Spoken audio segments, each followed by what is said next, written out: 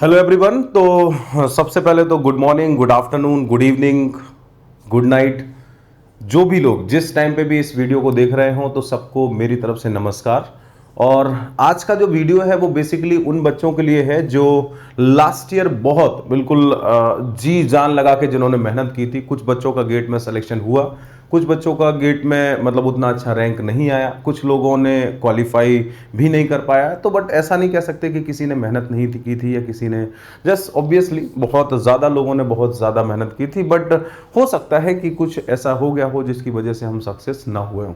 तो आज का जो वीडियो है वो एक्चुअल में पोस्ट गेट काउंसलिंग पे है। बहुत सारे बच्चों के मैसेज आ रहे थे कि सर आइडिया नहीं लग रहा है कि एक्चुअल में क्या लेना चाहिए, कैसे लेना चाहिए, कौन सी ब्रांच सेलेक्ट करनी चाहिए, कौन सा कॉलेज सेलेक्ट करना चाहिए। तो मुझे आइडिया नहीं लग रहा है, तो थोड़ा सा जस्ट बता दीजिए। तो इट इज़ बेटर कि मैं अगर सिंगल सिंगल किसी को बताऊंगा, इससे अच्छा कि मैं एक वीडियो के थ्रू मैं आपको सारी चीज़ें बता दूं। उन बच्चों के लिए भी जो लोग नेक्स्ट ईयर का बहुत अच्छा कुछ प्लान कर रहे हैं, जिन लोगों को लग रहा है कि नेक्स्ट ईयर में सर गेट एक कस्टमाइज मैनर में सारी चीज़ें पढ़ रहा हूँ और नेक्स्ट ईयर बहुत अच्छा करने वाला हूँ, तो ऑब्वियसली आपके लिए भी ये वीडियो जो है वो बेनिफिशियल होने वाला है।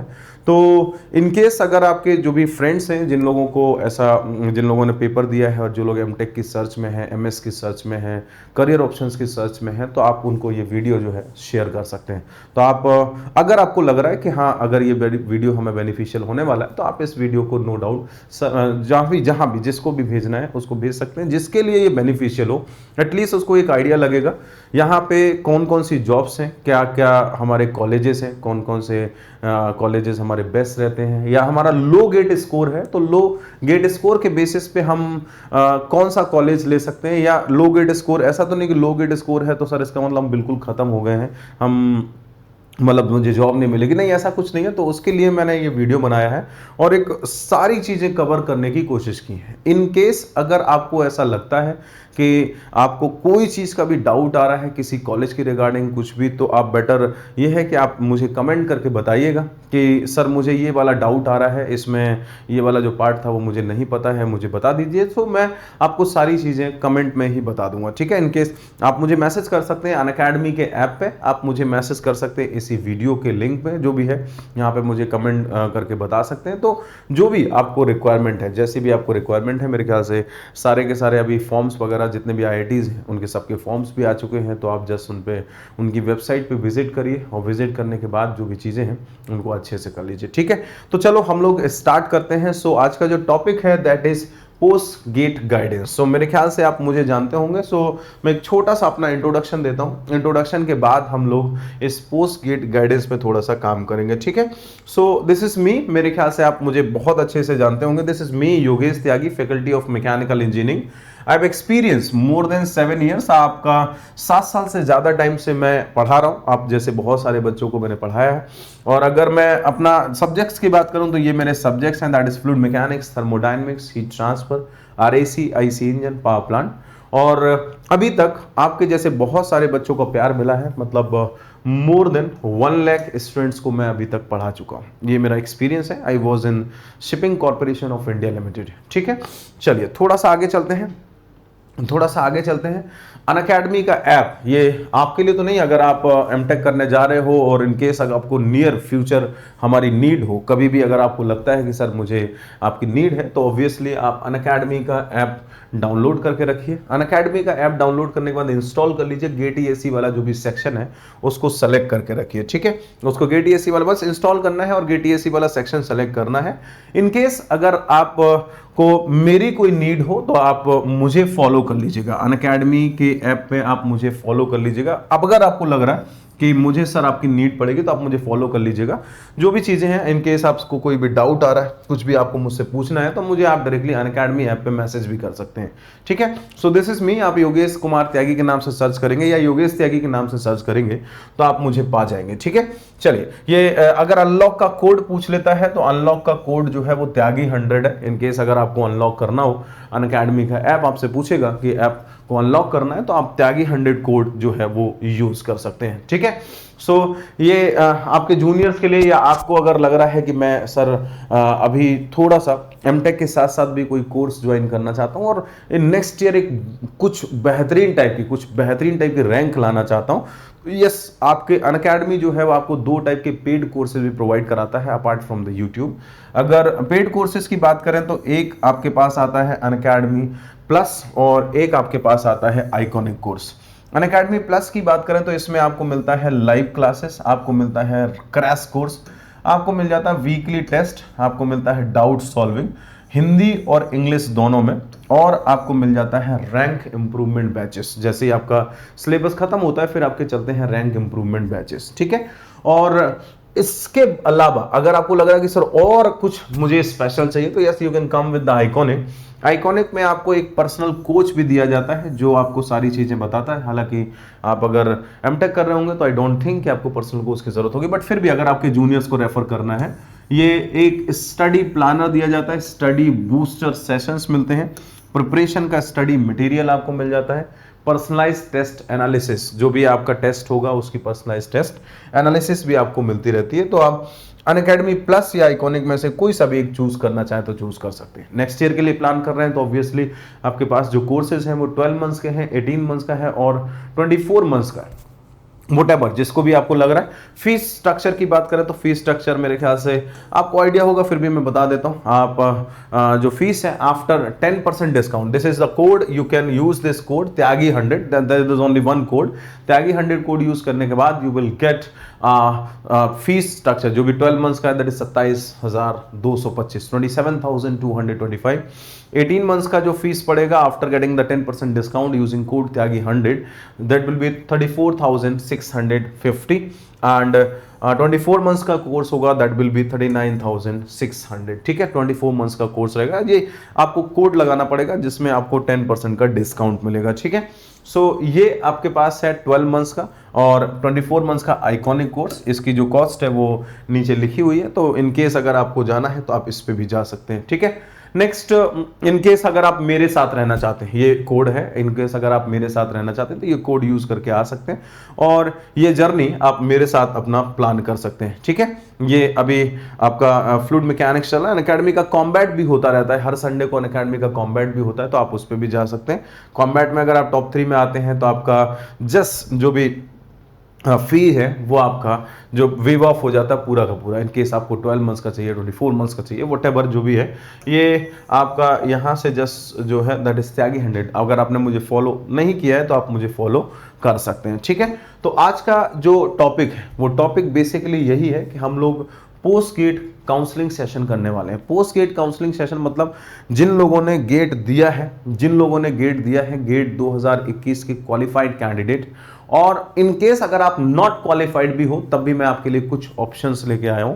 उन ऑप्शंस के थ्रू अगर आप चाहें तो एमटेक, एमएस या पीएचडी के लिए जा सकते हैं विदाउट गेट। ठीक है, चलो तो हम लोग यहाँ से जस्ट बेटा बात करने वाले हैं 2021 वाले बच्चों के लिए। बहुत लोगों ने बहुत मेहनत की, बट इट मे बी कि शायद कुछ चीज़ें बहुत अच्छे से ना हो पाई हो, तो शायद कुछ गड़बड़ हुआ हो, तो चलो कोई बात नहीं। वैसे तो मेरा पर्सनल सजेशन यही रहता है कि अगर आपका गेट स्कोर बहुत कम है या आपका मतलब इतना आपको कुछ लग रहा है, जनरली मैकेनिकल वाले बच्चों की अगर हम बात करें तो मैकेनिकल वाले बच्चों का एक सिंपल थिंकिंग रहता है कि हम एमटेक के ऊपर पीएसयूज को प्रेफरेंस देते हैं, और ऑब्वियसली देना भी चाहिए। तो अगर आपका कहीं पीएसयू में हो रहा है तो सबसे पहले आप उसी को चूज करिए। इनकेस अगर पीएसयू में नहीं हो रहा है तो फिर हमारे पास क्या क्या और ऑप्शंस हैं उनके बारे में बात कर लेते हैं। ठीक है, चलो थोड़ा सा इस पे जस्ट बात करते हैं। सो दिस इज मी, जो आपके सामने है, this is me Yogesh Tyagi, faculty of mechanical engineering, और हम लोग अपना सेशन जो है वो स्टार्ट करने जा रहे हैं। ठीक है, हम लोग अपना सेशन जो है वो स्टार्ट करने जा रहे हैं। सो सबसे पहले तो गेट के थ्रू अपॉर्चुनिटीज की बात कर लेते हैं कि अगर हमारा जो गेट है उसके थ्रू क्या क्या अपॉर्चुनिटीज होंगी। अपॉर्चुनिटीज आफ्टर गेट मुझे अगर देखें तो 3 चीजें मिलती हैं। एक बेटा हमें मिल जाता है हायर स्टडीज, एक हमें यहां से मिल जाता है जॉब्स, और तीसरा हमारे पास आ जाता है रिसर्च फील्ड। मतलब हमने जब गेट का पेपर दिया था, गेट का पेपर के थ्रू अगर हमसे बात करें तो हमारे पास 3 ऑप्शंस रहते हैं, करियर में 3 ऑप्शंस रहते हैं। या तो हम जाके हायर स्टडी करना शुरू कर दें, मतलब हम प्लान कर लें कि सर हमें कुछ मतलब एमटेक करना है, पीएचडी करना है, एमएस करना है, जो भी करना है, तो आप उसके लिए हायर स्टडीज पे जा सकते हैं। इन केस अगर आपको लग रहा है कि सर मैं जॉब्स पे जाना चाहता हूं तो आप जॉब्स पे जा सकते हैं। रिसर्च फील्ड में अगर आपको लग रहा है कि आप रिसर्च फील्ड में जाना चाहते हैं, आप बार्क के लिए जाना चाह रहे हैं, आप इसरो के लिए जाना चाह रहे हैं, तो यस आप इस पे भी जा सकते हैं रिसर्च फील्ड में। ठीक है, तो अभी चलो सारे के सारे 1 बाय 1 मैं ऑल ऑप्शंस जो है उनको ओपन कर रहा हूं, फिर आप यहां से जस्ट देखिएगा। अगर हायर स्टडीज की बात करें तो हायर स्टडीज में बेटा आपको 2 ऑप्शन मिलेंगे, 2 ऑप्शन मिलेंगे। एक आपके लिए है एमटेक और एमएस का, और दूसरा आपके पास है पीएचडी आईआईएससी और आईआईटी से, और तीसरा आपके पास कुछ मैनेजमेंट के कोर्सेज भी हैं। मैनेजमेंट के कोर्सेज भी हैं, बहुत सारे बच्चे गेट के बाद जाना चाहते हैं मैनेजमेंट साइड। इन केस अगर आप अपना फील्ड चेंज करना चाह रहे हो, सर मैं इंजीनियरिंग से मैनेजमेंट की तरफ जाना चाहता हूं, तो यस कुछ मैनेजमेंट के कोर्सेज भी हैं, तो आप इन दोनों में से कोई सा भी एक चूज कर सकते हैं। एमटेक एमएस मेरे ख्याल से वेल नोन है, और मैनेजमेंट में थोड़ा सा लोगों को पता नहीं रहता कि कैसे करना है, क्या करना है। तो चलो अभी हम लोग सारा डिस्कशन करेंगे 1 बाय 1। आप सब जितने भी लोग हैं, है ना, इनकेस अगर आपको लगता है कि वीडियो आपके लिए रेलेवेंट है तो आप शेयर कर दीजिएगा सब लोगों को। इनकेस अगर आपको लगता है कि नहीं सर उतना मजेदार नहीं, मैं चीजें उतनी अच्छे से नहीं। और ये जो सेशन है वो आज बेसिकली मैकेनिकल और सिविल वालों के लिए, ठीक है, मैकेनिकल और सिविल वाले बच्चे जो हैं उनके ही मैं करियर ऑप्शंस की बात करने जा रहा हूं। ठीक है, चलो यहां से थोड़ा सा बात कर लेते हैं। सबसे पहले तो पीएसयूज की जॉब की अगर बात करें तो सबको पता है थोड़ा सा करंट सिनेरियो जो है वो थोड़ा सा बिगड़ा हुआ है। और अगर करंट सिनेरियो की बात करें तो अप्रोक्सीमेटली अराउंड 20 पीएसयूज ऐसे हैं जो गेट के थ्रू ले रहे हैं। ठीक है, अभी 20 पीएसयूज ऐसे हैं जो गेट के थ्रू ले रहे हैं। और अगर पब्लिक सेक्टर के एवरेज पैकेजेस की बात करें तो ये 12 से लेके 20 लाख के बीच में लाई करता है। किसी का 12 लाख है, किसी का 13 लाख है, किसी का 14 लाख है, किसी का 16 लाख है, तो कुछ इस टाइप से 12 से लेके 20 के बीच में। हाँ, एक और चीज, अगर आपने गेट का पेपर दिया है तो ऑब्वियसली आपको सारे के सारे पीएसयूज में सेपरेटली अप्लाई करना पड़ेगा। ऐसा नहीं हो सकता कि आप कोई इसका एक सिंगल पोर्टल है, वैसा कोई सिंगल पोर्टल नहीं है, आपको सेपरेटली अप्लाई करना पड़ेगा। इसका शॉर्ट लिस्टिंग का क्राइटेरिया दोनों कुछ भी हो सकता है। आपका गेट मार्क्स हो सकते हैं, रैंक हो सकती है, स्कोर हो सकता है।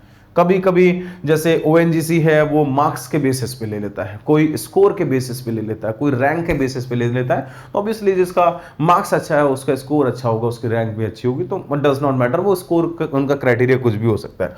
अगर आपकी रैंक जो है, इन केस अगर आपने पेपर दिया है, जितने भी लोग हैं, एक जनरल बात कर रहा हूं मैकेनिकल और सिविल दोनों की, इन केस अगर आपकी रैंक जनरल में 300 के अंदर अंदर है तो अभी आप उम्मीद कर सकते हैं कि आपको एक अच्छा पीएसयू मिलेगा, अच्छा पीएसयू मिल जाएगा।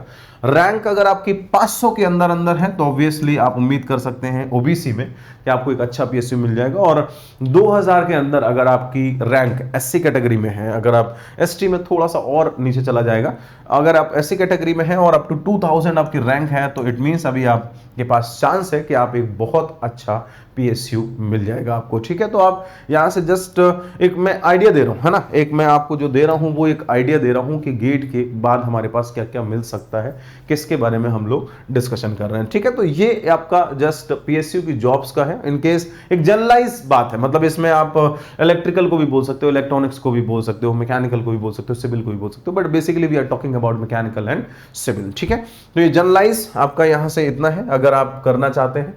अच्छा, एक मैंने कुछ पैकेजेस दिखाए हैं, मेरे ख्याल से आपको विजिबल होगा। ये पैकेजेस की अगर हम बात करें तो पावर ग्रिड, मेरे ख्याल से अगर बात करें IOCL, NTPC, गेल, CIL, NAHL, है ना, इनके इन जनरल जो पैकेजेस रहते हैं वो कुछ इस टाइप से। ठीक है, सेल का जो पैकेज है वो आपका 10 लाख है, और बाकी सबके अगर पैकेजेस की बात करें तो लगभग 12 लाख, 14 लाख, 16 लाख ऐसे पैकेजेस रहते हैं। तो अगर आपकी रैंक अच्छी आई है तो ऑब्वियसली अभी आप वेट करिए, आपको फॉर्म्स मिलेंगे और आपको उन फॉर्म्स को भरना रहेगा। ठीक है, अगर आपकी रैंक अच्छी आई है तो ऑब्वियसली आप वेट करो, ऑब्वियसली आप वेट करो, क्योंकि आपने मेहनत की है और वो मेहनत कहीं ना कहीं दिखेगी जरूर, परेशान मत होइएगा।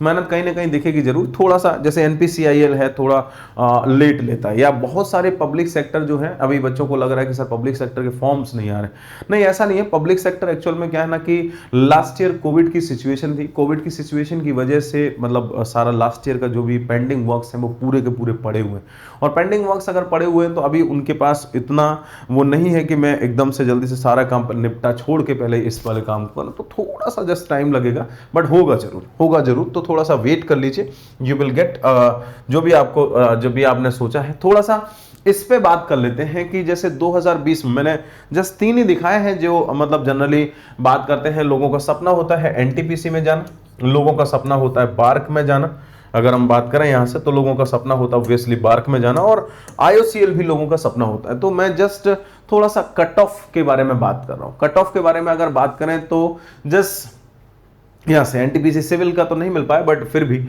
मैं एक कट ऑफ की बात कर रहा हूं। मैकेनिकल का जनरल का जो कट ऑफ है वो 76.06, 191 रैंक, 191 रैंक तक उन्होंने बुलाया था। मार्क्स उन्होंने 76.06 से बुलाना शुरू किया था, ठीक है। और ओबीसी की बात करें तो 72.67, 500 रैंक तक उन्होंने बुलाया था। और अगर एससी एसटी की बात करें तो एससी में उन्होंने 2516 रैंक तक बुलाया था, और मार्क्स का जो कट ऑफ था दैट वाज 62.84, है ना। तो आपके पास अगर आपके मार्क्स इसमें लाई कर रहे हैं तो आप समझ जाइएगा ये इसमें लाई कर रहे हैं या इसमें लाई कर रहे हैं। एसटी की अगर बात करें तो 59.31 मार्क्स उनका कट ऑफ था।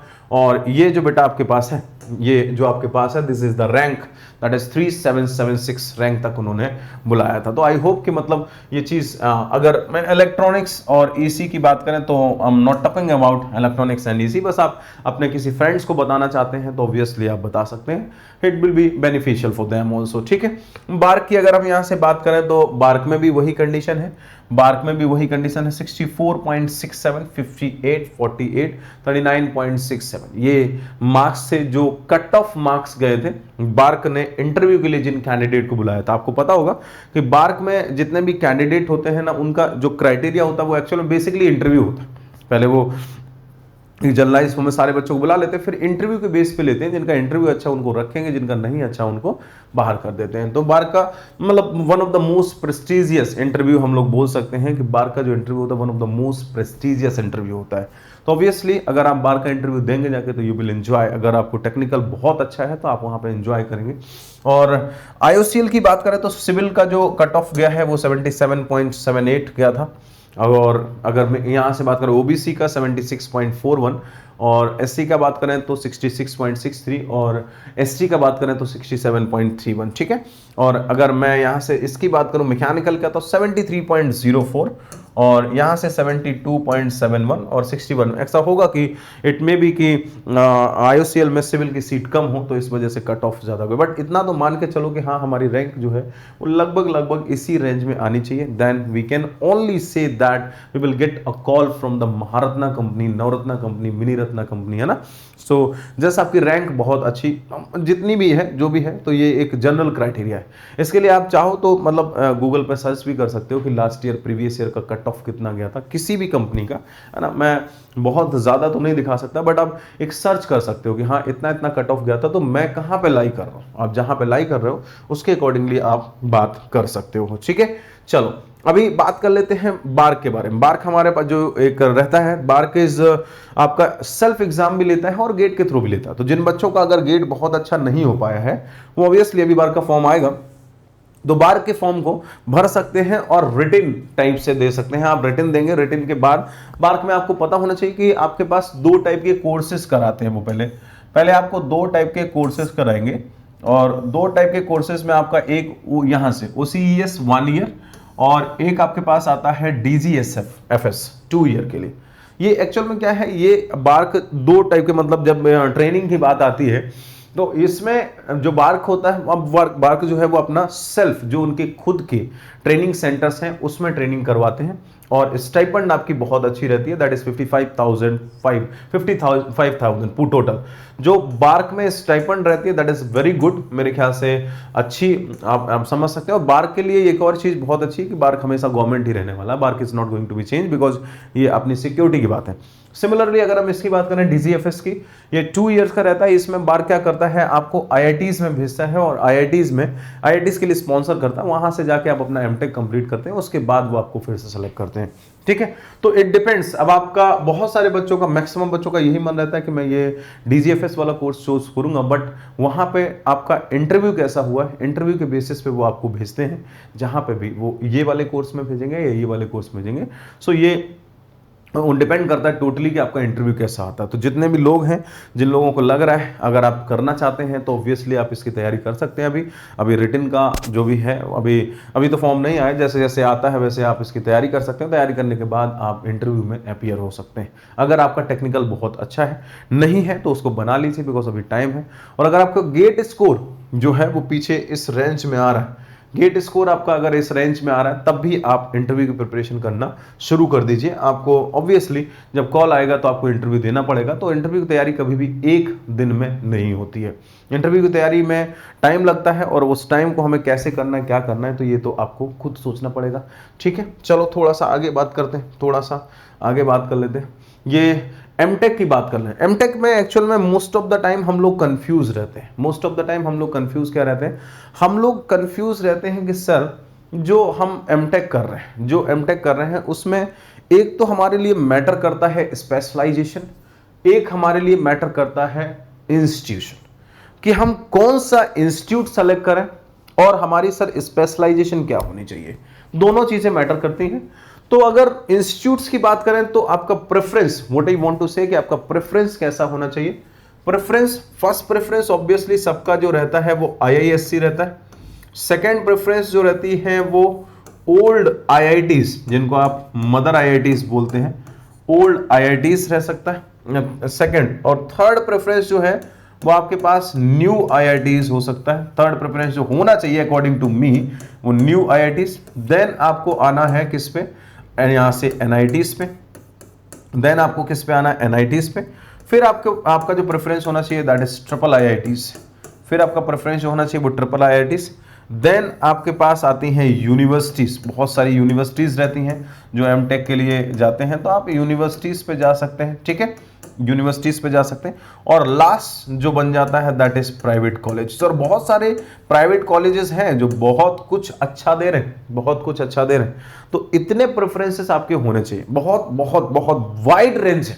इन केस अगर आपका पब्लिक सेक्टर में नहीं रहता तो इसके लिए वाइड रेंज है। आपके पास आईआईएससी है, ओल्ड आईआईटीज हैं, फिर न्यू आईआईटीज हैं, फिर एनआईटीज हैं, ट्रिपल आईआईटीज हैं, फिर आपकी यूनिवर्सिटीज हैं। यूनिवर्सिटीज के बाद आपके पास प्राइवेट कॉलेज हैं। तो इतने सारे ऑप्शंस हैं। कुछ बच्चे ऐसे भी होते हैं जो मतलब एमटेक करते करते प्रिपरेशन करते हैं कि सर मैं वहाँ पे जाऊँगा, उसके बाद जस्ट उसी में प्रिपरेशन कर लूँगा वहीं पे। यस, कर सकते हो, बिल्कुल कर सकते हो। बहुत सारे लोग करते हैं और बहुत अच्छी अच्छी रैंक लाते हैं। तो आप चाहो तो ये काम भी कर सकते हो। और अगर जस्ट बात करें स्पेशलाइजेशन डिपेंड करता है कि आपका इंटरेस्ट किस में। पहला ये कि इंटरेस्ट किस में। हालांकि हम लोग इंटरेस्ट पे बात नहीं करते, हम लोग बोलते हैं कि हमें कौन सा आईआईटी मिल रहा है सर, उस आईआईटी में कौन सी ब्रांच अवेलेबल है वही ले लेते हैं।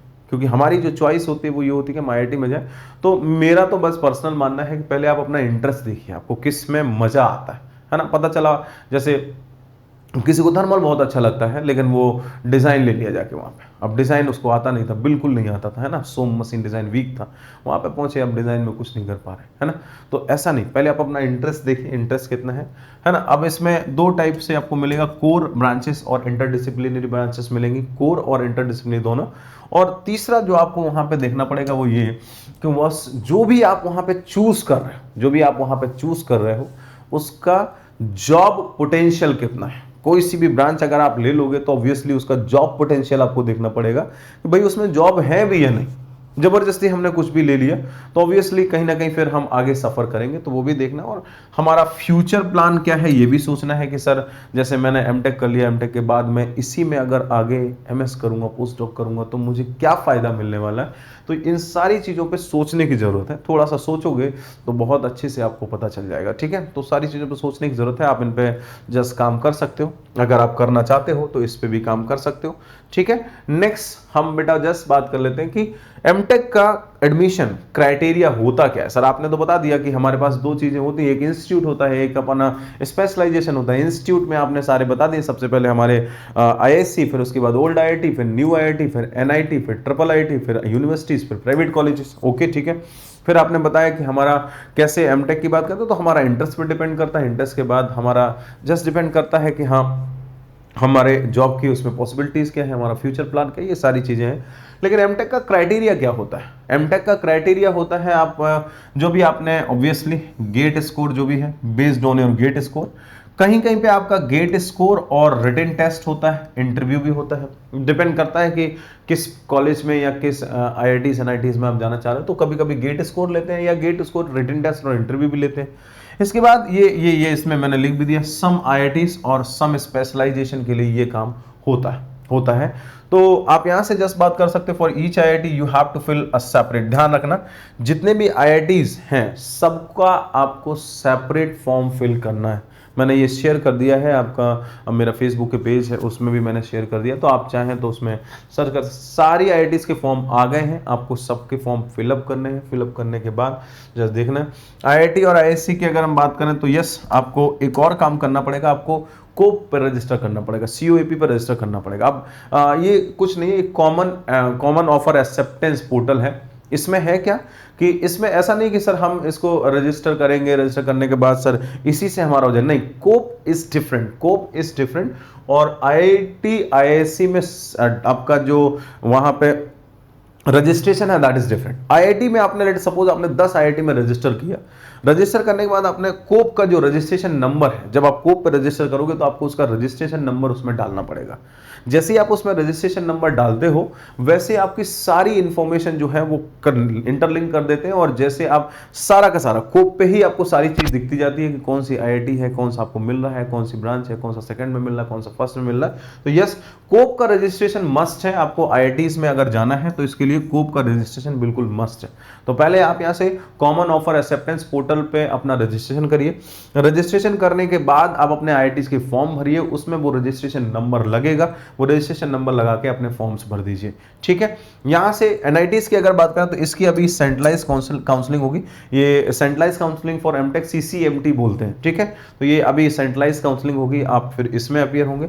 यूनिवर्सिटीज की भी सेंट्रलाइज काउंसलिंग होती है, जो भी स्टेट रहते हैं वो अपनी यूनिवर्सिटीज की सेंट्रलाइज काउंसलिंग करवाते हैं, तो आप इनके थ्रू सब में जा सकते हैं। तो 1 by 1 वेट करो। अभी आईआईटीज का आया है, फिर आपका CCMT आएगा, CCMT के बाद एनआईटीज, जो CCMT जो है वो एनआईटीज वाला हो जाएगा, फिर यूनिवर्सिटीज वाला आएगा, प्राइवेट कॉलेजेस वाले भी चलते रहते हैं, तो आप इन पे बात करेंगे। तो वेट, अभी ऐसा टेंशन नहीं है, अभी रिजल्ट आया है, अब चीजें स्टार्ट हुई हैं, है ना। पब्लिक सेक्टर के फॉर्म भी आने वाले हैं, तो आप जस्ट वेट करो, यू विल गेट एवरीथिंग जो भी है।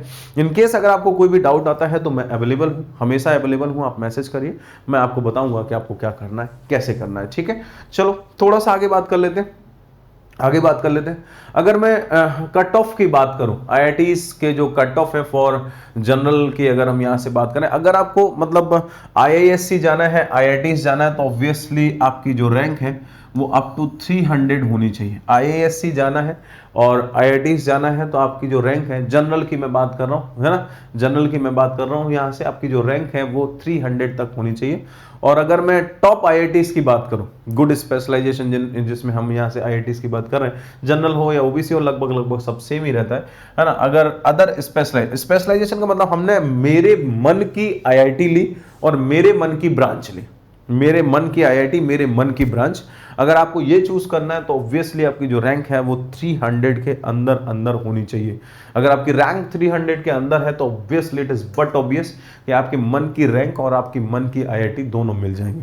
इन केस अगर आपको लग रहा है कि नहीं सर मेरे मतलब रैंक उतनी अच्छी नहीं है, तो हम क्या कर सकते हैं, यस, अगर आपकी रैंक 300 से 1000 के बीच में लाई कर रही है तो जो आपकी बहुत अच्छे आईआईटीज हैं उनमें अदर स्पेशलाइजेशन, जो भी अदर स्पेशलाइजेशन होता है, जो साइड की ब्रांचेस, नॉट कोर ब्रांच, जो भी साइड की ब्रांचेस हैं वो आपको मिल जाएंगे। हाँ, न्यू आईआईटीज पे अगर आप जाओगे तो न्यू आईआईटीज में आपको जो भी स्पेशलाइजेशन चाहिए, आपको डिजाइन चाहिए, डिजाइन मिल जाएगा, आपको थर्मल चाहिए, आपको थर्मल मिल जाएगा। तो 300 से 1000 वाले बच्चों के लिए ये ऑप्शंस अवेलेबल रहेंगे। ठीक है, 1000 से 3000 वाले जो बच्चे हैं उनके लिए जो भी आईआईटीज हैं, नई वाली आईआईटीज हैं, उनमें अदर स्पेशलाइजेशन जो भी है वो सारे आपके लिए ऑप्शंस रहेंगे, तो आप इसमें जा सकते हैं। ठीक है, कंफ्यूज बिल्कुल मत रहिएगा, बस हमें जो करना है उसमें बस चूज कर लीजिएगा। जैसे हमने ओल्ड आईआईटीज में हमने बात की, मेरे मन की ब्रांच मिल गई, सोने पे सुहागा है, सब कुछ अच्छा है। लेकिन ओल्ड आईआईटीज में अगर मेरे मन की ब्रांच नहीं मिल रही है, कोई और ब्रांच मिल रही है, तो जो कोई और ब्रांच मिल रही है उसका फ्यूचर क्या है, हमारा फ्यूचर क्या है, इसमें जॉब की पॉसिबिलिटीज क्या है, वो सारा देख के आपको सेलेक्ट करना है। जबरदस्ती नहीं करनी है कि नहीं सर कुछ भी है, हमें बस चाहिए तो चाहिए, वैसा कुछ नहीं करना है, हमें बस देख के उसको अच्छे से सेलेक्ट करना है। ठीक है, आई होप मेरी बात आप समझ रहे होंगे। अगर SC/ST की बात करें तो आपकी रैंक बेटा अगर 8000 तक है तो आप अपना जस्ट बात कर सकते हो। और जितने भी IITs हैं उनके सारे प्रीवियस ईयर के कट ऑफ गए हैं।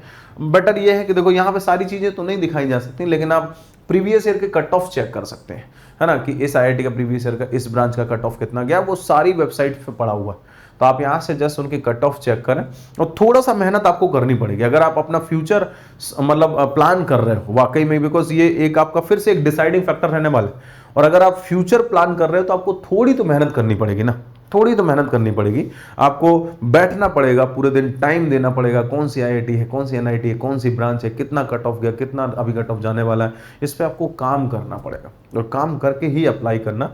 जल्दबाजी में कुछ भी मत कर देना, ठीक है, जल्दबाजी में कुछ भी मत करना, because it is also a deciding factor, one of the most deciding factor in your life. तो आप फिर से गलती नहीं करेंगे। ठीक है, चलो नेक्स्ट बेटा बात कर लेते हैं। अगर NITs के कट ऑफ की बात करें जनरल के लिए, NITs के कट ऑफ की बात करें कि NITs का कट ऑफ कैसा जाने वाला है, तो NITs का कट ऑफ ऑब्वियसली अगर आपको 2000 तक रैंक है, आपकी रैंक 2000 तक है, तो आपको बहुत अच्छी स्पेशलाइजेशन मिल जाती है NITs के अंदर, तो आपको बहुत अच्छी स्पेशलाइजेशन मिल जाती है, गुड स्पेशलाइजेशन इन टॉप NITs। नेक्स्ट पॉइंट की अगर हम यहाँ से बात करें 2000 से लेके 3500 तक, गुड, अगर यहाँ से 2000 से लेके 35 तक है, तो जो भी टॉप की NITs हैं उनकी जो साइड वाली ब्रांचेस हैं वो आपको मिल जाएंगे। और अगर आपको लग रहा है कि नहीं मैं साइड वाली ब्रांचेस नहीं लेना चाहता हूं, मेरे स्पेशलाइजेशन के साथ कोई भी सर मैं उसके साथ कोई कॉम्प्रोमाइज नहीं करना चाह रहा हूं, तो जो भी अदर NITs हैं उनमें आपको अच्छी स्पेशलाइजेशन मिल जाएगी।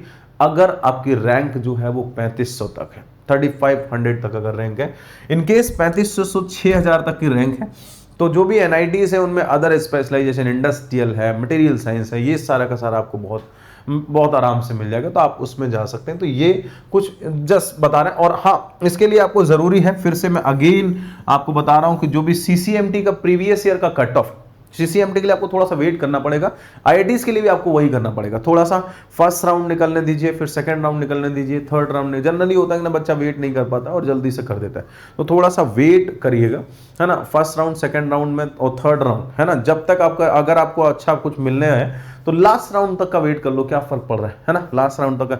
लास्ट राउंड में थोड़ा सा रिस्क रहता है, बट थर्ड राउंड तक तो जा सकते हैं। सिमिलरली आप इस पे जस्ट बात करेंगे तो CCMT में भी वही 4 राउंड होते हैं।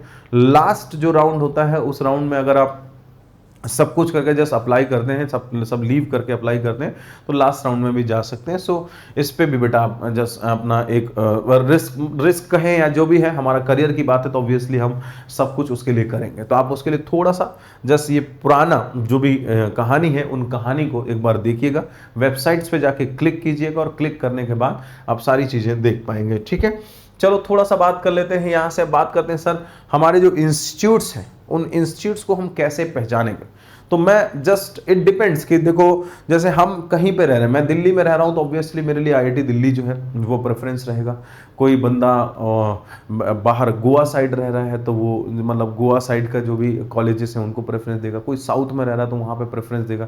कोई मुंबई साइड रह रहा है तो उसको प्रेफरेंस देगा। ये पूरा का पूरा सिनेरियो है। सब कोई अपने घर के पास रहना चाहता है, मतलब हर कोई चाहता है कि मैं मतलब कल के लिए घर जाऊँगा तो बहुत जल्दी पहुँच जाऊँ, बिकॉज हम अगर पास रहेंगे तो हमारा कनेक्टिविटी जो है ऑब्वियसली अच्छी रहेगी, हम अपने घर कभी भी जा सकते हैं। अच्छा, अब इसके बाद भी अगर हम बहुत अच्छे कॉलेजेस की प्रेफरेंसेस की बात करें तो ये मैं जो प्रेफरेंस दे रहा हूँ, ध्यान दीजिएगा, ये जो मैं पूरी की पूरी प्रेफरेंस दे रहा हूँ वो NRIF की रैंकिंग, नेशनल इंस्टीट्यूट, हमने यहाँ से जस्ट अगर NRI national institution ranking framework जो रहता है उसके बेसिस पे दे रहा हूँ। उन्होंने रैंकिंग दी, उसके रैंकिंग के बेसिस पे आपको दे रहा हूँ। ये ग्रुप ए के जो कॉलेजेस हैं, ग्रुप ए के कॉलेजेस कौन कौन से हैं आपको मैं बता देता हूँ। एक आपके पास है IISc, एक आपके पास है IIT मुंबई, एक आपके पास है IIT दिल्ली, एक आपके पास है आईआईटी कानपुर, एक आपके पास है आईआईटी मद्रास, एक IIT Kharagpur, IIT Roorkee, IIT Guwahati और आईआईटी बीएचयू। ये आपके ग्रुप ए कॉलेजेस हैं। जितने भी जो भी कॉलेजेस की अगर हम बात करें उनमें ये आपके ग्रुप ए के कॉलेजेस हैं। मतलब फर्स्ट आपको प्रेफरेंस इनको देना चाहिए, आईआईएससी, आईआईटी मुंबई, दिल्ली, कानपुर, मद्रास, खड़गपुर, रुड़की, गुवाहाटी और last one is IIT BHU. ठीक है, आईआईटी बीएचयू आपका बहुत अच्छा है ऑब्वियसली। तो ये रैंकिंग है। इसके अलावा अगर ग्रुप बी में जाओगे तो आप अगर यहाँ के हो यूपी के हो तो ऑब्वियसली आपको एनआईटी प्रयागराज तो समझ, इलाहाबाद, एनआईटी इलाहाबाद जो है इसको प्रेफरेंस देनी है। अदरवाइज मतलब इसकी एनआईआरएफ रैंकिंग जो है वो इनसे नीचे, एनआईआरएफ रैंकिंग जो है वो इनसे नीचे है। तो आप ऐसा मत सोचिएगा कि सर इसको, मैं जस्ट बोल रहा हूँ कि डिपेंड कि हम किस प्लेस पर रह रहे हैं। आपके पास सूरतकल है, आपके पास त्रिची है, आपके पास वारंगल है, राउरकेला है, कैलीकट है। ये सारे के सारे अगर आप लेते हो तो सारे के सारे एक साथ ओपन होते हैं, तो आप इनमें अप्लाई कर सकते हो।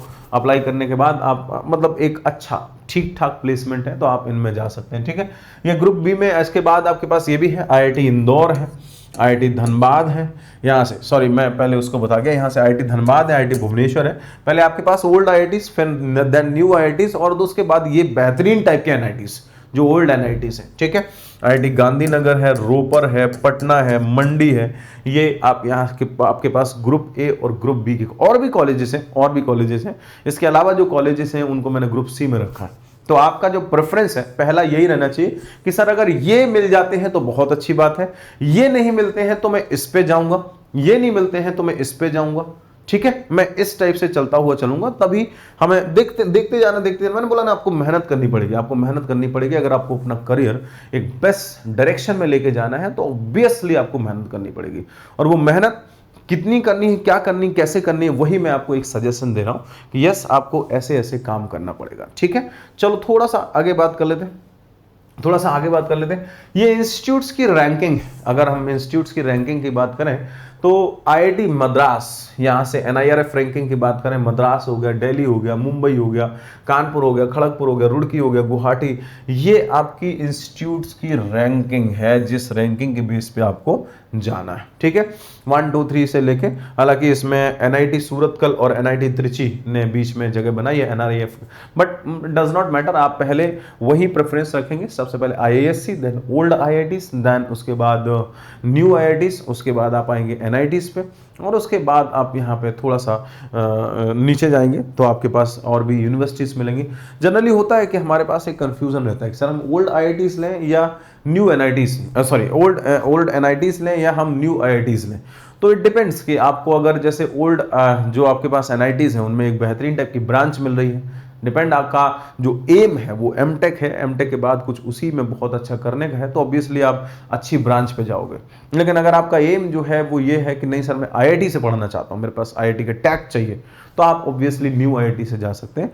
आईआईटी का टैग लगेगा और जो भी है आप अपनी प्रिपरेशन को कंटिन्यू कर पाएंगे। ठीक है, तो ऐसा भी है। तो ये आपके यहाँ से टॉप 13 रैंकिंग की हम लोग बात कर रहे थे, जिसमें मद्रास, दिल्ली, मुंबई, कानपुर, खड़गपुर, रुड़की, गुवाहाटी, हैदराबाद, त्रिची, इंदौर, बीएचयू, धनबाद, सूरतकल, ये आपके रैंकिंग्स हैं। और थोड़ा सा इसके बाद एनआईटीज की रैंकिंग है, बीच में डीटीयू पड़ा हुआ है बट डज नॉट मैटर, आपके पास एनआईटीज की रैंकिंग है।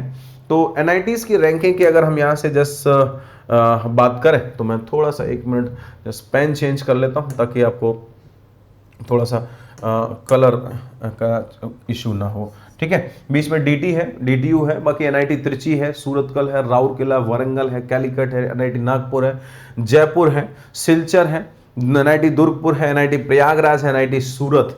तो ये एनआईआरएफ की रैंकिंग है, these are the NRIF ranking, these are the NRIF ranking. अगर आप यहां से देखेंगे इसके बेसिस पे आपको एक हेल्प मिल जाएगी कि सर मुझे कौन सा कॉलेज जो है वो सेलेक्ट करना चाहिए, कौन सा कॉलेज है जो मेरे लिए बेहतरीन टाइप का रहेगा, चाहे वो मैकेनिकल वाले हों, चाहे वो सिविल वाले हों, या इलेक्ट्रिकल वाले हों, इलेक्ट्रॉनिक्स वाले हों, जो भी हैं उनको एक हेल्प मिल जाएगी सर कौन सा कॉलेज मुझे सेलेक्ट करना चाहिए, which college will be better for me. ठीक है, तो आप यहाँ से ऐसे चूज कर सकते हैं।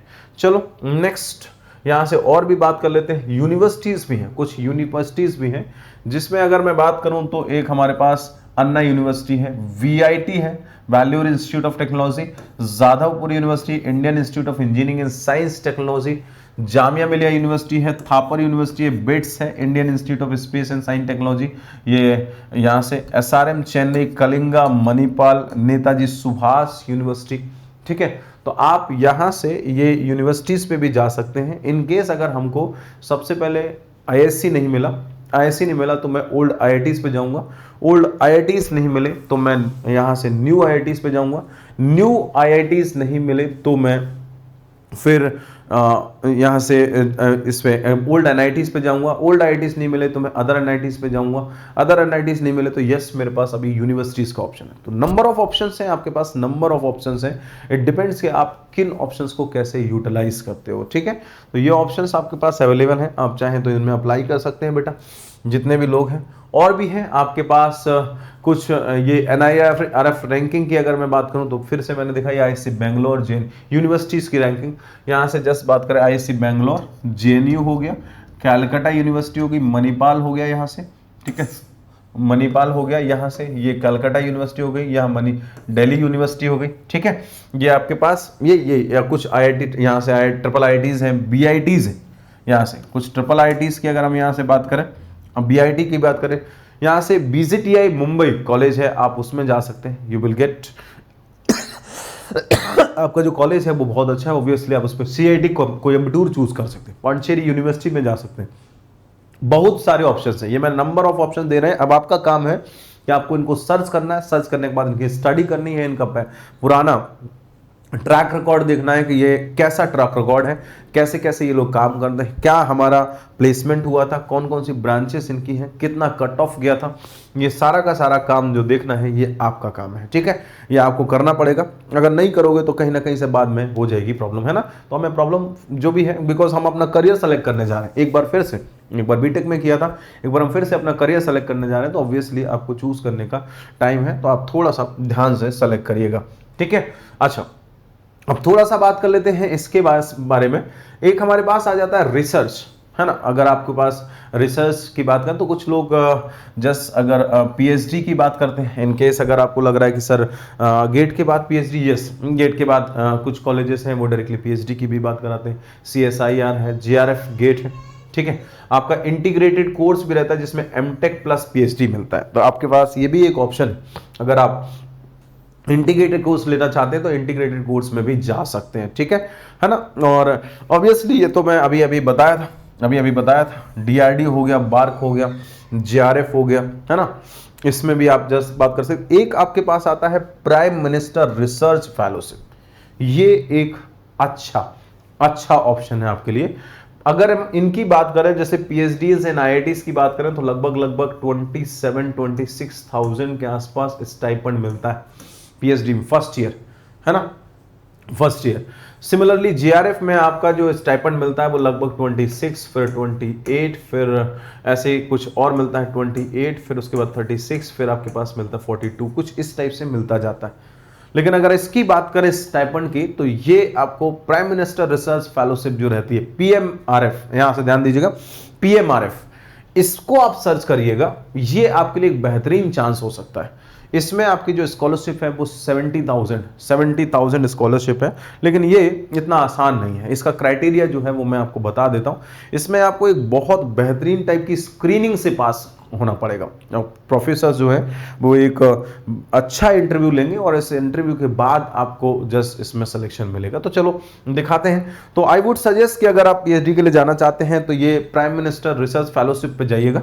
इसको अगर आपको मिल जाता है तो आप इसका सर्च कर लीजिएगा। ठीक है, आप थोड़ा सा बात कर लेते हैं कि सिविल वाले जो हैं सर, हम लोग सिविल वाले लोग हैं और सिविल वाले लोगों का क्या हमारा यहाँ से MTech स्पेशलाइजेशन क्या होना चाहिए, कैसे लेना चाहिए। तो फर्स्ट प्रेफरेंस जो आप दे सकते हैं वो स्ट्रक्चर को दे सकते हैं। फर्स्ट जो प्रेफरेंस है वो आप यहाँ से स्ट्रक्चर को दे सकते हैं। स्ट्रक्चर कुछ नहीं, अगर हुआ लेट सपोज हमारी जॉब नहीं लगती तो ऑब्वियसली हम एक अपनी कंसल्टेंसी खोल सकते हैं, तो आप स्ट्रक्चर को दे सकते हो। उसके बाद आपके पास कंस्ट्रक्शन एंड मैनेजमेंट है, ट्रांसपोर्टेशन इंजीनियरिंग है, जियो टेक्निकल है, इसके बाद इंफ्रास्ट्रक्चर है, इन्वायरमेंटल है, एरोस्पेस इंजीनियरिंग। ऐसा नहीं है कि नहीं सर हमें यही प्रेफरेंस रखनी, यस अगर आप जस्ट थोड़ा सा बिलीव करते हैं या मैं जस्ट सिंपल बोलूं तो आप ये प्रेफरेंस रख सकते हैं, इससे आपको फायदा होगा। फायदा क्या होगा? फायदा यही होगा कि सर हमारे पास मतलब जो भी मेरा पर्सनल सजेशन है, बाकी आप जो आपको लग रहा है परफेक्टली, जो आपको लग रहा है आप वो ले सकते हैं, ठीक है। इनकेस अगर आपको पहले लग रहा है ओशियन टेक्नोलॉजी ले सकते हैं, यस आप ले सकते हैं, ठीक है। नेक्स्ट हाइड्रोलिक्स है, कंप्यूटेशनल है, रिमोट सेंसिंग है, ओशियन टेक्नोलॉजी है, अर्थक्वेक इंजीनियरिंग है, रॉक इंजीनियरिंग है, स्ट्रक्चरल डायनामिक्स है, जियो इन्फॉर्मेटिक्स है। तो इनमें से ये आपका सीक्वेंस रहना चाहिए अकॉर्डिंग टू द एक्सपर्ट्स जो भी लोग हैं। बट अगर आपका कुछ और चीज है, अगर आपको ये नहीं मिल रहा तो ये नहीं मिल रहा, ये नहीं ये मिल रहा, तो ये प्रेफरेंसेस है। मैंने बोला ना कि डिपेंड करता है कि आपका पहला प्रेफरेंस क्या कॉलेज है या पहला प्रेफरेंस आपकी ब्रांच है। अगर ब्रांच है तो ब्रांच का प्रेफरेंस ही होना चाहिए, कॉलेज है तो कॉलेज का प्रेफरेंस मैं आपको बता चुका हूं, कॉलेज है तो आपका कॉलेज का प्रेफरेंस मैं आपको बता चुका हूं सारी चीजें, तो आप उस पर जा सकते हैं, ठीक है। तो चलो थोड़ा सा और आगे डिस्कशन कर लेते हैं। ये मैकेनिकल के लिए हम लोग बात कर रहे हैं। मैकेनिकल के लिए अगर हम बात करें तो सब फर्स्ट प्रेफरेंस आपके पास यहां से जो आता है दैट इज डिजाइन। अगर सेकेंड प्रेफरेंस की बात करें तो that is thermal. Third preference की बात करें मैन्युफैक्चरिंग। फोर्थ प्रेफरेंस की बात करें तो robotics and automation. Fifth preference की बात करें तो industrial and operation research. Six की बात करें तो एरोस्पेस इंजीनियरिंग। सेवंथ की बात करें मेटलर्जिकल। एट्थ आप फ्लूइड इंजीनियरिंग पे भी जा सकते हैं, ये जस्ट अप्लाइड मैकेनिक्स डिपार्टमेंट में आपको मिलता है फ्लूइड इंजीनियरिंग। नेक्स्ट आप मेंटेनेंस इंजीनियरिंग पे जा सकते हैं, एक मैकाट्रॉनिक्स भी है, इस पे भी जा सकते हैं। क्रायोजेनिक इंजीनियरिंग भी आप चूज कर सकते हैं। सो ये आपके ऊपर है कि आप क्या चूज करना चाहते हैं, क्या आपका मन कह रहा है, ये आपका जनरल प्रेफरेंस रहता है। अगर आप ब्रांचेस की बात करें, फॉर एग्जांपल हमने सबसे पहले टॉप की आईआईटी सर्च की। अब टॉप की आईआईटी सर्च की तो मैंने बोला कि मैं यहां से स्टार्ट करूंगा।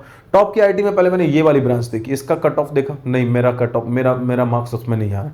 उससे नीचे वाली आईआईटी देखी, फिर मैंने उसमें देखा नहीं इसमें भी नहीं आ रहा। तो ऐसे आप आईआईटीज में चेक करो, फिर उनकी ब्रांचेस चेक करो, फिर आप ब्रांचेस चेक करने के बाद आओगे और देख लेना। बहुत कभी कभी ऐसा होता है कि हमारा बहुत लो गेट स्कोर होता है, उस लो गेट स्कोर के बेसिस पे हम बहुत अच्छी आईआईटीज भी पा जाते हैं, बिकॉज उनकी कुछ ब्रांचेस रहती हैं जिनके बारे में हमको पता ही नहीं रहता है। तो इसीलिए मैंने आपको ये सारी चीजें बताई हैं ताकि आपको बिल्कुल क्लियर रहे कि हाँ हमें क्या सर्च करना है और कब सर्च करना है और क्यों सर्च करना है। तो ये एमटेक का स्पेशलाइजेशन की हम लोग यहाँ से जस्ट बात कर रहे थे। नेक्स्ट हम लोग और आगे बात कर सकते हैं, ये कुछ इंटरडिसिप्लिनरी कोर्सेज है। इंटरडिसिप्लिनरी कोर्सेज में आपका क्या क्या आता है, एक कंप्यूटर डाटा साइंस आता है, दिस इज ये मैकेनिकल के लिए, ठीक है। इंटरडिसिप्लिनरी जो कोर्सेज हैं वो मैकेनिकल के लिए हैं, जिसमें आपका कंप्यूटेशनल डाटा साइंस आता है। लेकिन कंप्यूटेशनल डाटा साइंस में आपका मैथ का जो बैकग्राउंड है वो एकदम तगड़ा होना चाहिए, है ना, ये आईएससी कराता है। नेक्स्ट आपका नैनो साइंस आता है, आप इसको भी चूज कर सकते हैं, आईएससी ही कराता है। आपके पास स्मार्ट मैन्युफैक्चरिंग है, आईआईटीज में मिलता है आपको। आपका ये ओशियन टेक्नोलॉजी, आप चाहो तो ओशियन टेक्नोलॉजी बहुत ही लो गेट स्कोर पे आपको ये मिल जाए, लो गेट स्कोर पे मिल जाते हैं। क्लिनिकल इंजीनियरिंग जो जैसे हमारा बायोटेक डिपार्टमेंट की अगर हम बात करें, ये आईआईटी मद्रास कराता है। क्लिनिकल जैसे हमने हॉस्पिटल्स की बात करें तो हॉस्पिटल्स में जो भी मशीन्स वगैरह लगती हैं उनमें मैकेनिकल इंजीनियर्स का काम रहता है।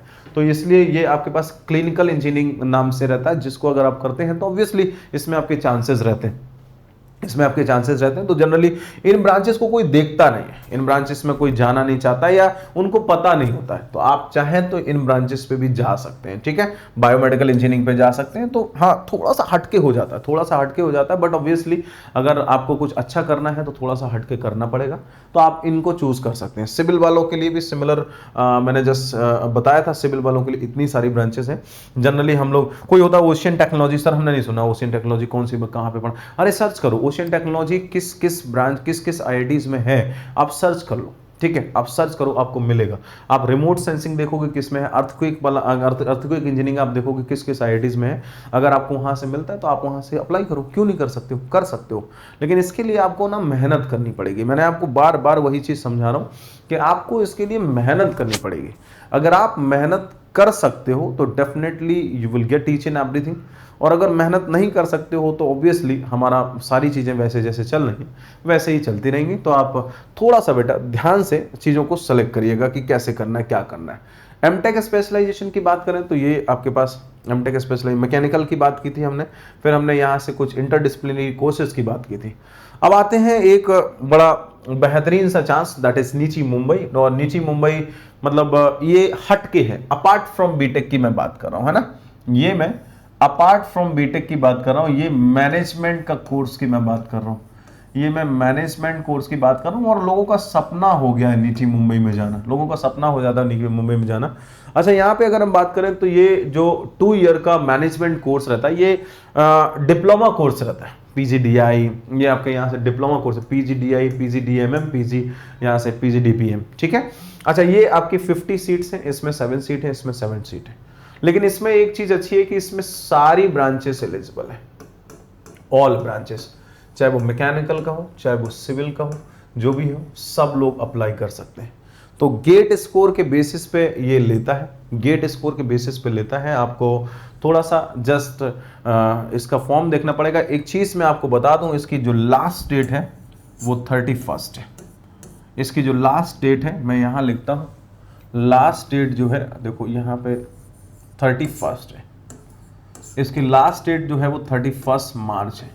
तो अगर आपको, हालांकि वीडियो थोड़ा सा लेट आया है, बट आपको अप्लाई अगर करना है तो इसको जितनी जल्दी हो सके उतनी जल्दी अप्लाई कर दें, जितनी जल्दी हो सकता है उतनी जल्दी अप्लाई कर दें। एवरेज जो आपका यहाँ का पैकेज जाता, प्लेसमेंट बहुत शानदार है। एवरेज पैकेज जो जाता है वो 21 lakhs का जाता है, और मैक्सिमम पैकेज जो जाता है वो 58 lakhs का जाता है। एवरेज 21 अभी, और इधर 21 पॉइंट समथिंग 2 3 ऐसे 58, मैक्सिमम जो पैकेज जाता है 58 lakhs का जाता है। तो it is a very good chance, अगर आप इसमें जाना चाहते हैं तो ये आपके लिए बहुत बेहतरीन टाइप का चांस है कि सर मैं नीची मुंबई में एडमिशन लेना चाहता हूँ। यस, आप ले सकते हो, आपके लिए एक बेहतरीन टाइप का ये चांस है, ठीक है। इन केस अगर आप पूछें कि sir eligibility criteria, obviously general के लिए जो आपके मार्क्स चाहिए वो मिनिमम 60% चाहिए इन इंजीनियरिंग, और अगर SC/ST के लिए बात करें तो 55% चाहिए। कट ऑफ की बात करें तो लास्ट ईयर का जो कट ऑफ गया था, ये कट ऑफ है, इस पर सिलेक्शन नहीं हुआ, इस पर सिलेक्शन नहीं हुआ, ये कट ऑफ गया था। इतना अगर आपके पास स्कोर है तो आप अप्लाई कर दीजिए, ठीक है। अप्लाई करेंगे, आपका वहां पे जो सिलेक्शन का क्राइटेरिया है वो क्या क्या है वो मैं आपको बताता हूँ। सिलेक्शन का जो क्राइटेरिया नीति मुंबई में, गेट स्कोर आपको चाहिए ऑब्वियसली, पहले वो गेट स्कोर मांगेगा, फिर वहां पे GD होगा, ग्रुप डिस्कशन होगा, है ना, जो भी आपके करंट सिनेरियो, करंट टॉपिक उन पे, फिर आपका इंटरव्यू होना है। फिर उसके बाद जो भी अगर वर्क एक्सपीरियंस आपके पास कुछ है तो वर्क एक्सपीरियंस के बेसिस पे भी वो उसमें कुछ क्राइटेरिया लगाते हैं कि यस वर्क एक्सपीरियंस है तो मतलब इसको प्रेफरेंस ज़्यादा देनी है। तो सारी चीज़ों को देख के, बट हमारा काम है क्या, अप्लाई करना। अगर आप अच्छे से अप्लाई कर सकते हो तो अच्छे से मतलब चीज़ों को ग्रैब कर सकते हो और करना चाहते हो कि ये बेहतरीन चांस है तो आप इसको अप्लाई कर दीजिएगा। इन केस अगर आपको कोई डाउट आता है तो you can just message me, I will just let you know कि कैसे करना है, क्या करना है, ठीक है। तो ये कहानी है आपके नीची मुंबई की। बहुत मतलब लोगों का रहता है जनरली, मतलब यहाँ से जब भी हम पैकेजेस की बात करते हैं तो obviously they are very good packages. अगर हम एमटेक के रेस्पेक्ट में बात करें तो बहुत अच्छा पैकेज है, और वो पैकेज मैंने आपको बता दिया, दैट इज 21 से लेके 51, एवरेज पैकेज इज 21, ठीक है। चलिए नेक्स्ट बेटा हम लोग यहाँ से बात कर लेते हैं MTech IISc Bangalore. IISc Bangalore में कुछ जो ब्रांचेस हैं उनमें तो आपका डायरेक्टली एमटेक गेट बेसिस पे हो जाता है, जो भी गेट का स्कोर कार्ड है उसी के स्कोर कार्ड के बेसिस पे आपका एमटेक हो जाएगा। लेकिन कुछ ब्रांचेस ऐसी होती हैं जिनमें गेट के साथ साथ आपका ऑनलाइन इंटरव्यू होता है, और भी कुछ हैं जिनमें रिटन भी होता है, मैंने वहां को उनको लिखा नहीं, तो आपको समझना पड़ेगा। अगर आप यहाँ से civil, mechanical, electrical, instrumentation, signal processing, aerospace इसमें लेना चाह रहे हैं तो ऑब्वियसली आप केवल गेट स्कोर के बेसिस पे अप्लाई कर सकते हैं। लेकिन अगर आपका जस्ट एम है अर्थ साइंस में जाने का, climate science, robotics, nano science, इसमें आप अप्लाई करना चाह रहे हैं तो इसमें 70% जो वेटेज होगा वो गेट का होगा, और 30% वेटेज जो होगा वो ऑनलाइन इंटरव्यू। इन केस अगर वो आपसे, हाँ, अगर आप इंटरव्यू में अपियर होंगे तो उसका 30% वेटेज होगा, 30% वेटेज होगा, तब जाके दोनों मिला के आपका कट ऑफ बनेगा जाके। तो ये आपके ऊपर है कि आप कैसे इंटरव्यू देंगे। इंटरव्यू उसने मैंने साफ लिख रखा है ऑनलाइन इंटरव्यू, मतलब आपका ऑनलाइन इंटरव्यू भी होना है, बट होगा, है ना, होगा तो आपको इसमें अप्लाई करना पड़ेगा। अर्थ साइंस में जो एलिजिबल ब्रांचेस हैं that is civil, mechanical and XE. Climate science में जो एलिजिबल ब्रांचेस हैं that is civil, mechanical, EEC, XE. और रोबोटिक्स में जो है दैट इज मैकेनिकल, और इसमें सिविल नहीं है, रोबोटिक्स में आपका सिविल एलिजिबल नहीं है। नैनो साइंस में सिविल के अलावा सारी ब्रांचेस एलिजिबल है, नैनो साइंस में सिविल के अलावा सारी ब्रांचेस एलिजिबल हैं। तो इट्स अप टू यू कि अगर आप जाना चाहते हैं so yes you can go with this. अगर आप जाना चाहते हैं तो you can go with this, it will be like this, ठीक है। So this is MTech IISc Bangalore. इसमें और भी ब्रांचेस हैं जिनमें आपका रिटन और गेट स्कोर और इंटरव्यू तीनों होता है, या रिटन और गेट स्कोर रहता, तो ठीक है, जैसी भी जो भी ब्रांचेस हैं उन ब्रांचेस को कैसे आपको करना है, ठीक है। तो आप इसको जस्ट देख सकते हैं और उनको सर्च कर सकते हैं, ठीक है। आप सर्च करिएगा। अब बात आती है कि सर हम एमटेक लें, इश्यू ये है कि सर एमटेक लें या एमएस करें, एमटेक वर्सेस एमएस की जस्ट बात करते हैं, तो सर हम एमटेक करें या एमएस करें, ये समझ नहीं आता। देखो सिंपल अगर मैं बात करूं तो एमटेक जो है वो सिंपल 2 इयर्स का प्रोग्राम है, ऑब्वियसली ये भी 2 इयर्स का प्रोग्राम है। एमएस जो है वो भी आपका 2 इयर्स का प्रोग्राम है, बट होता क्या है, ये आपकी पढ़ाई है और ये आपका रिसर्च है, ये आपका जो है that is research in the sense आप यहां से जस्ट बोल सकते हैं कि ये मिनी पीएचडी टाइप का है, ये मिनी पीएचडी टाइप का है, जिसमें आपको थोड़ा बहुत रिसर्च करना पड़ता है, पढ़ना पड़ता है। नो डाउट आपके जो यहाँ पे सब्जेक्ट्स हैं वो ज़्यादा रहते हैं, यहाँ पे सब्जेक्ट्स जो हैं वो ज़्यादा रहते हैं, यहाँ पे कम होते हैं, लेकिन यहाँ पे थोड़ा सा रिसर्च वाला काम रहता है। इस वजह से ही आपका जो एमएस है वो हो सकता है, एमटेक कंफर्म है कि आपका 2 ईयर में कंप्लीट हो जाएगा। एमएस इट मे बी कि 2 ईयर 6 मंथ में कंप्लीट हो, 2 ईयर 3 मंथ्स में कंप्लीट हो, 2 ईयर 4 मंथ्स में, 5 मंथ में, या 3 इयर्स में कंप्लीट हो। तो ये कभी कभी यहाँ से greater than more than 2 years ले लेता है बेटा, है ना। ये आपकी अगर बात करें तो मोर देन आपका 2 इयर्स ले लेता है। तो इन जनरल अगर आपका देखो एमटेक आप पहले अप्लाई करोगे किसी आईआईटीज में, अगर आप एमटेक अप्लाई करते हो और आपको एमटेक मिल जाता है, ठीक है, आप एमटेक पे चले जाइए, दोनों ही सेम। अगर हम यहाँ से बात नेक्स्ट, अगर आपने बोला एमटेक हमने अप्लाई किया और आपको एमटेक नहीं मिला, अगर एमटेक नहीं मिला तो आप एमएस के लिए अप्लाई कर सकते हो। एमएस के लिए अप्लाई करोगे तो, और कभी कभी आप देख लेना एमएस जो है वो बेटर हो जाता है एमटेक से। दोनों का अगर प्लेसमेंट की बात करें तो ऑब्वियसली एमटेक में भी प्लेसमेंट है, एमएस में अगर हम बात करें, हाँ बस ये रहता है कि जैसे एमटेक में अगर 10 सीट निकलती है तो एमएस के लिए 2 सीट निकलती है, बस इतना ही। और एमएस के लिए 2 सीट निकलती है तो बच्चे भी कम रहते हैं, तो इतना बड़ा कोई बहुत ज़्यादा इशू नहीं कि नहीं सर उसमें 2 सीट निकलते तो मतलब कैसे होगा, इसमें बच्चे भी कम रहते हैं और सीट्स इसमें कम रहती हैं, ठीक है। तो आप यहाँ से जैसे आईआईटी कानपुर है, आईआईटी कानपुर में अगर आप एमएस कर रहे हो, एमटेक कर रहे हो, तो लेट सपोज कोई कंपनी प्लेसमेंट के लिए आती है, तो प्लेसमेंट में एमटेक के लिए उसने बोला कि हम 20 लोगों को ले जाएंगे, एमएस के लिए आते हैं तो बोलते हैं नहीं 3 लोगों को ले जाएंगे। तो ये एक बाद में ड्रॉबैक होता है, बट मेरे ख्याल से इसमें उसी हिसाब से सीटें भी कम होती हैं, तो उतना कंपटीशन नहीं रहता है। तो if you want to apply तो आप एमटेक और एमएस में जो आपको लग रहा है पहले प्रेफरेंस आप एमटेक को देना। एमटेक नहीं मिल रहा है तो नेक्स्ट प्रेफरेंस आपकी किसकी होनी चाहिए, एमएस की होनी चाहिए, ठीक है। ये छोटा सा just MTech plus PhD dual programme के लिए भी जा सकते हो, MTech plus PhD dual programme के लिए जा सकते हो। अगर आपका जस्ट इस फील्ड में जाने का मन है कि मैं नेक्स्ट मैं टीचिंग करूंगा जाके, कुछ अच्छा स्पेशल बेहतरीन टाइप से क्रिएट करना चाहता हूं, तो यस आप MTech plus PhD dual programme पे भी जा सकते हो। और मतलब अगर आप केवल एमटेक करोगे, पहला प्रेफरेंस आपका एमटेक का ही रखना, दूसरा प्रेफरेंस आप एमएस का रखना, और ये आपके ऊपर है। मेरे अकॉर्डिंगली आप 3rd पे रखिएगा, बट अगर आपको लग रहा है कि मैं इस पे जाना चाह रहा हूं तो आप इस पे भी जा सकते हो। ये आपके ऊपर है कि आपको क्या चूज करना है। मैं आपको ऑप्शंस बता रहा हूं और ये मेरा पर्सनल व्यू है, ये मेरा जो है ना वो पर्सनल व्यू है। आप क्या सोचते हो, ऑब्वियसली आप अगर अपना करियर के बारे में सोच रहे होगे तो थोड़ा बहुत तो सीरियस होगे, ठीक है। तो ये आपको यहां से जस्ट देखना है। नेक्स्ट बेटा हम बात कर रहे हैं इनकेस अगर आपको लग रहा है कि सर अगर गेट में क्वालिफाई नहीं हो तो क्या कर सकते हैं। गेट में क्वालिफाई नहीं हुए तो आपके एंट्रेंस टेस्ट होते रहते हैं। एंट्रेंस टेस्ट आपके आईआईटीज में भी होते हैं, बीआईटीज में भी होते हैं, सेंट्रल यूनिवर्सिटी ऑफ हैदराबाद है, प्राइवेट यूनिवर्सिटीज हैं, ये एंट्रेंस टेस्ट लेते हैं।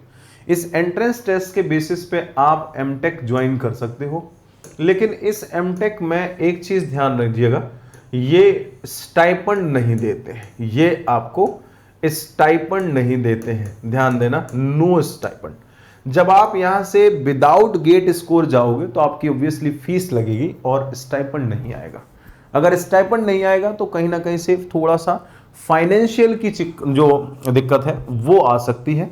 बाकी अगर आपका एक इच्छा है कि मैं एमटेक ही करना चाहता हूं तो एमटेक के लिए आपके पास नंबर ऑफ ऑप्शंस अवेलेबल हैं, नंबर ऑफ ऑप्शंस अवेलेबल हैं। आप कहीं से भी जैसे चाहें, जो चाहें, जिस ब्रांच में चाहें, जहां पे भी चाहें आप एमटेक कर सकते हैं। गेट क्वालिफाइड हैं तब भी, गेट नहीं क्वालिफाइड हैं तब भी। लेकिन बस अपने आप को तसल्ली मत दीजिएगा कि नहीं मैं गेट क्वालिफाइड नहीं हुआ हूं तो मैं जाऊंगा और एमटेक ज्वाइन कर लूंगा, जब सर ने बता दिया तो हम कर लेंगे, नहीं ऐसा नहीं, आपको थोड़ा सा सोचना पड़े। इनके फॉर्म्स भी सबके आउट हो गए, इनके सबके फॉर्म्स भी आउट हो गए, बहुत सारे आईआईटीज ने फॉर्म्स निकाल दिए, बीआईटी ने फॉर्म निकाल, सेंट्रल यूनिवर्सिटीज ने। अब देखिए ये सेंट्रल यूनिवर्सिटी, इसका प्लेसमेंट भी बहुत अच्छा है, प्लेसमेंट भी बहुत अच्छा है, अगर आप चाहें तो इसको चूज कर सकते हैं, सेंट्रल यूनिवर्सिटी ऑफ हैदराबाद, ठीक है। तो ये आपके पास जस्ट इतने सारे ऑप्शंस हैं, ये सारे इन ऑप्शंस में आपको जो चूज करना है, जैसे चूज करना है, ये आपकी मर्जी है, ठीक है। लेकिन इसके लिए आपको थोड़ी मेहनत करनी पड़ेगी, 1-2 दिन 3 दिन 4 दिन दीजिए अपने आप को, 1 by 1 कॉलेजेस पे जाइए, मन घर से ही तो करना है, लैपटॉप पे जाइए, सर्च करिए, सर्च करने के बाद जो बेस्ट ऑप्शन चूज करना है वो बेस्ट ऑप्शन चूज करिए। अगर आपको लग रहा है कि आपको मेरी कोई नीड है तो ऑब्वियसली आप मुझे पूछ सकते हैं, और ये रिकॉर्डेड लेक्चर है तो इस वजह से मैं आपसे बात तो कर नहीं पाऊंगा, आप डायरेक्टली पूछें ऐसे बता दें तो वो तो पॉसिबल है नहीं, लेकिन हाँ आपको सारी की सारी चीज़ें जो है वो मैं आपको बता पाऊंगा। अगर आप कमेंट करेंगे तो ऑब्वियसली मैं आपको बताऊंगा ईच एंड एवरीथिंग, जहां पे भी आपको लग रहा है कि सर मैं करियर से रिलेटेड इस चीज़ में थोड़ा सा मुझे इशू आ रहा है, तो मैं यहाँ से ये PMMRF जो स्कीम है ये आपकी फेलोशिप रहती है। इसके लिए आपके पास जो क्राइटेरिया है सिलेक्शन का वो क्या है बेटा, अगर आप BTech हैं किसी इंटीग्रेटेड एमटेक फ्रॉम IISc और IIT, किसी भी इंटीग्रेटेड यहां से एमटेक फ्रॉम यहां से जस्ट BTech और एमटेक व्हाटएवर है ना, किसी भी IIT से हैं, NIT से हैं, IISc से हैं, IIIT से हैं, कहीं से भी हैं, तो आपको यहां से with minimum 8 CGPA, minimum 8 CGPA, तो इसमें आपका गेट स्कोर रिक्वायर्ड नहीं है, नो गेट स्कोर रिक्वायर्ड है ना। आपको बस अप्लाई करना है और आपका फॉर्म सेलेक्ट होगा, एक बेहतरीन टाइप का एक क्वालिटी इंटरव्यू आपका होगा, उस क्वालिटी इंटरव्यू में अगर आप क्वालिफाई हो जाते हैं तो आपको यहां से PMRF में PhD के लिए चांस मिलेगा। इन केस अगर आप किसी प्राइवेट इंस्टीट्यूट से हैं तो थोड़ा सा आपको ऑब्वियसली जो IIT वाला बच्चा है वो अपने आप को पहले प्रूव कर चुका है, तो अगर आप किसी प्राइवेट कॉलेज से हैं तो आपको अपने आप को प्रूव करना पड़ेगा। आपका CGPA जो है वो 8 तो होना चाहिए, साथ में आपका जो गेट स्कोर है वो 650 होना चाहिए। जब आपका गेट स्कोर 650 होगा तब आप इसके लिए अप्लाई करेंगे, फिर आपका एक अच्छा सा इंटरव्यू होगा, और जब अच्छा सा इंटरव्यू होगा तब आपको यहाँ से फेलोशिप में फर्स्ट ईयर जो स्कॉलरशिप मिलती है वो 70,000, सेकेंड ईयर पर मंथ है ये 70,000 पर मंथ, सेकेंड ईयर भी 70,000 per month, third year 75,000 per month, और फोर्थ ईयर आपका 80,000, fifth year also 80,000 and 2 lakhs per year ये रिसर्च ग्रांट मिलती है आपको, रिसर्च ग्रांट मिलती है ऑब्वियसली कि हाँ हमें रिसर्च करना है तो इसके लिए 2 लाख पर ईयर ये मिलता है। तो एक बहुत अच्छा चांस है PMRF में अप्लाई करने का, आप लोग सर्च कर लीजिएगा PMRF है ना, prime minister research fellowship scheme, आप इसमें अप्लाई करेंगे, अप्लाई करने के बाद अगर आपका हो जाता है तो एक बेहतरीन टाइप का चांस है। इन केस अगर आपका गेट स्कोर 650 से अबव है, अगर आपका गेट स्कोर 650 से अबव है तो घबराइएगा नहीं और सोचिएगा नहीं, बस तुरंत अप्लाई कर दीजिएगा, बिकॉज एक जॉब की तरह भी हो जाएगा और आपका PhD भी कंप्लीट होगा, ठीक है। तो आप यहाँ से जस्ट इसमें अप्लाई कर सकते हैं, ठीक है। और बस इतना ही मुझे आपको बताना था इसमें, मेरे ख्याल से मैंने सारी इंफॉर्मेशन जो है वो इसमें कवर अप की है, सारी इंफॉर्मेशन। तो अगर आपको लगता है कि इंफॉर्मेशन आपके लिए इंफॉर्मेटिव है तो ऑब्वियसली आप सबको ये शेयर कर दीजिएगा। आई होप कि मतलब जो चीज़ें मैं समझाना चाह रहा था वो चीज़ें आपको समझ में आई होंगी, और इन केस अगर आपको कोई चीज़ का डाउट हो रहा है तो आप मुझे कमेंट करके बताइएगा, ठीक है। कहीं पे भी अगर आप अपने जूनियर्स को रेफर करना चाहते हैं तो आप दिस इज माय कोड त्यागी100, आप इस कोड के थ्रू अनअकैडमी प्लस पे आ सकते हैं। मैं अनअकैडमी प्लस पे आपका क्लास लेता हूं, तो अनअकैडमी प्लस पे इन केस अगर आप अपने जूनियर्स को सजेस्ट करना चाहते हैं so they can follow me on Unacademy plus, ठीक है। अगर वो ज्वाइन करना चाहते हैं they can use that code त्यागी100, आप भी ज्वाइन करना चाहते हैं तो आप भी आ सकते हैं, ठीक है। तो चलिए okay, thank you to all of you, सब लोग आई होप कि सबने जो भी मेहनत की है वो मेहनत आपकी सफल हुई, और नहीं भी हुई है तो कभी ना कभी तो होगी होगी, है ना। बस लगे रहिए लगे रहिए लगे रहिए, एक ना एक दिन सक्सेस मिलेगी जरूर, है ना। जस्ट हम लोग बोलते हैं ना कि सक्सेस एक ना एक दिन मिलेगी जरूर, है ना। एक दिन में नहीं मिलती है लेकिन एक दिन जरूर मिलती है, तो आप उस पर ध्यान रखिए और करते जाइए करते जाइए करते जाइए, बिकॉज मेहनत तो आपको ही करनी है, सिलेक्शन भी आप ही का होगा। बस अपने आप को ढीला मत छोड़ना, किसी भी कंडीशन में ढीला मत छोड़ना। एमटेक करने जा रहे हो तो एमटेक के साथ साथ भी आप तैयारी करते जाना, एमटेक नहीं भी करने जा रहे हो तो तैयारी करना शुरू कर दो, बिकॉज पूरा का पूरा 1 ईयर है और उस 1 ईयर में आपको वो इतिहास बनाना है, ठीक है। चलो तो okay, thank you to all of you, love you all, सब लोग हैप्पी रहिए, खुश रहिए और उसके बाद जस्ट ऐसे ही चलते रहिए, है ना। जब सक्सेस मिले तो ऑब्वियसली याद कीजिएगा। Okay, thank you.